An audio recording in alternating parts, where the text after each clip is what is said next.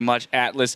CLG showing signs of life here in this best of 5, bringing the series to 2-1 with a great end game, late game carry composition. So I guess I might have to retract my statement from earlier where I said it's time to take stock out of Double Lift and move it elsewhere, because they did exactly the opposite, put more stock into him, and it was successful this time around. I think that was the most CLG game I've ever seen from CLG. That was just absolutely just it's just CLG in a nutshell. Like they got double up ahead, got a quadra kill, started carrying, did really well. And I mean, sure there were times when I felt like the game could have been a bit faster, but I mean they did have a licking comp and they waited for the right power spikes and it worked out. I'd also like to point out Seraph's early game play on that Lulu. At one point, he was above 80 CS to 24 on Rise. So I feel like that can't be overlooked as well when we're looking at what pieces of the CLG puzzle worked correctly. I think some credit is due there.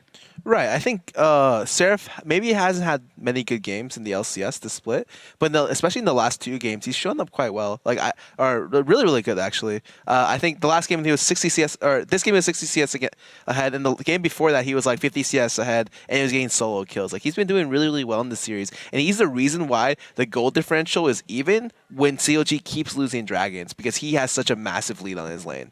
Looking further into the composition itself, we saw the Orianna get picked away, which I think was fairly successful in the sense that by forcing Keen onto the Xerath, right, he didn't have quite that impact that we talked about Orianna being able to have. Whether or not it's necessarily the super playmaking champion, there is that possibility of having the one great ultimate to change a fight. I feel like just knocking him off kilter a little bit really helped with pushing into that late game and having more confidence when CLG was picking those fights. Actually, that Keen played pretty well that game. He landed a lot of crucial stuns, a lot of CC, a lot of damage, and he got a couple kills. I think he was part of the reason why Curse County was ahead in the mid game. But I mean, late game Tristana, you're just not going to beat that. I really hope that they have an answer for it, or they just pick it away next game. All right, let's jump into a replay. You already mentioned it, the quadra kill early. That kind of started that train rolling. We're going to pull it up on your screen right now, 13 minutes into the game. So, Xpecial, since you already hit on it, I'll let you finish it up. So I don't think Curse Academy has vision of the dragon right now, and COG knows that. They're waiting for them to walk in, and they want to engage. And let's see what happens. So actually, you have ward, but I mean, Dexter flashes in, actually blocks the hook from hitting Link, lands some good CC, while Makamo Tristana is decently strong at this point, and is able to get a bunch of resets. He gets really low here, but I mean, fortunately, this doesn't die, and it turns out to be a 4 for 2, but it's 4 kills on a hyper carry Tristana, who in this team comp needs the kills the most. He's willing to trade 1 for 1, even though he already had 3 kills. This is because the more gold you get on him, the better COG is going to do in the mid and late game. And the faster he gets his items, the stronger he'll be. And, I mean, it's COG for, I mean... Yeah, hey, exactly. They extend the game. They go past that 40-minute mark. Double Lift is well over 400 CS, right into his 6 items. And at that point, exactly, we were talking back here. We were trying to do the math in our heads really quickly about the number of shields he was getting. That's like a 5,000 health Tristana, essentially, running at you at the forefront of a fight, saying, here, take my 700 damage crits. Yeah, I really think that... Scarra Academy wasn't really thinking about draft. When you see a first pick Tristana, immediately you have to think like, okay, well they either messed up or they're gonna run a very hyper carry centric comp, and you need to be able to pick apart stuff that breaks it up really, really easily. So they went with a late top lane pick, and they picked Rise after Lulu was picked by CLG. CLG, I feel like if they wanted to run that comp, should have maybe picked Lulu. Or if they were going to first pick Trist, then immediately the reaction on Curse Academy side would be to pick Lulu away from the other team. That way they're forced to pick Mundo or Rise, stuff that Xerath does pretty well against. And that if they can break apart the Ultra Protect comp on the AD carry, they can make it a lot easier to deal with. And they already dealt with it pretty well. Like I think I agree with Xpecial. I think that was actually Keen's probably best game of the series. It just sucks that they lost the game, but I think that was definitely his best game. Yeah, as you said, they took that Thresh and Caw in the first 2 picks, leaving up the Lu and Orianna to quickly fall on the other side of CLG. So maybe even just one of those 2 picks going in the way of stealing that Lulu or stealing away, the Braum, whatever it is that is helping to keep that Tristana alive. Let's jump now to the end of the game. We're near the end of the game, 41 minutes in. The big fight in the top lane where we kind of watched that Tristana turret dive by herself. Scarra, I'll let you take this one. I think at this point, the game is already like looking really, really bad for Crystal Academy. Like they need to find some way to deal with their team.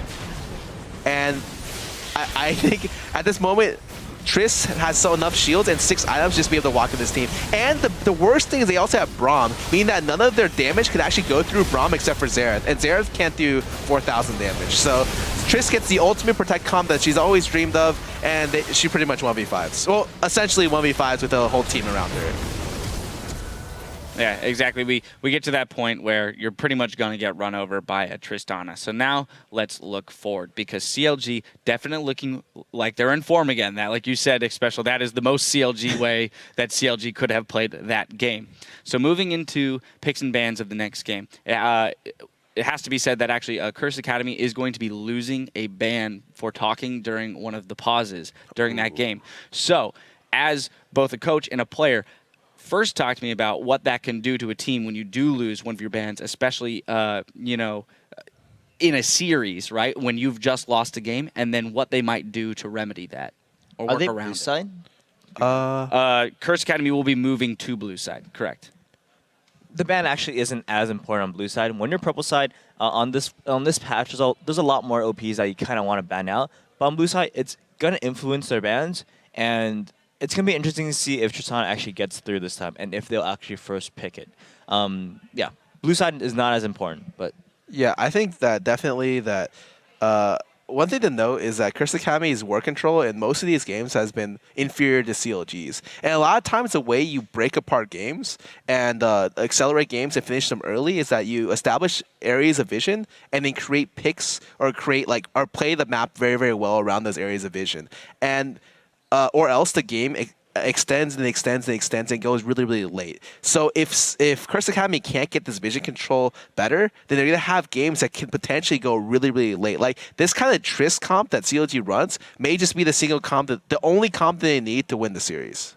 Scarra, you mentioned in the last segment that CLG is one of the more emotional teams or that you know, and that by losing a game, a lot of times that can spiral them out of their play style. Well, they've now won a game. Does that emotion work both ways? Is this going to be the catalyst for them to move forward into the next game? I definitely hope so. Like I would like to see 2 more games for sure, but it's really hard to say. Like maybe with the help of Zuna and help of Hotshot taking a more proactive stance, they've like kind of solved a little bit of their mental fortitude problems and stuff like that. It's hard to say. I really want to just see how this next draft goes and how this next game goes. I think that CLG's just found a way to win the game. It's up to Curse Academy to find a way to not fall into that cycle. Especially you've played against CLG this split.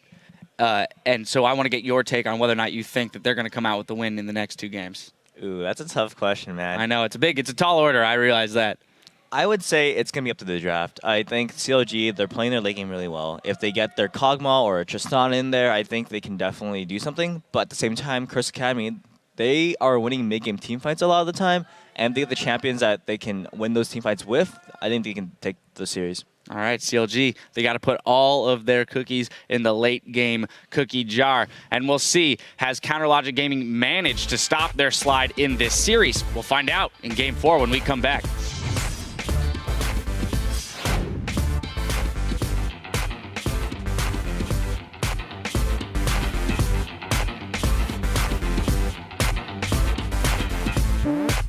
Let's do it. You ready? One more game, baby. Let's do it. One more. Double lift is jumping all around this fight. Is he going to be able to pick up more? The flash, the triple kill. Is Chris going to go down? No, yes, the quadra kill. He lands the brush for vision. That's a first great bit. The play, and then the predicted flash that comes out of the death sentence. Oh my god. Hasn't lost any health there at all. And Bunny Fufu gets taken down solo. There's the shockwave from Link at the same time. Nice 2-man shockwave on Bunny Fufu and Chris. But there's Seraph getting the damage through onto St. Vicious.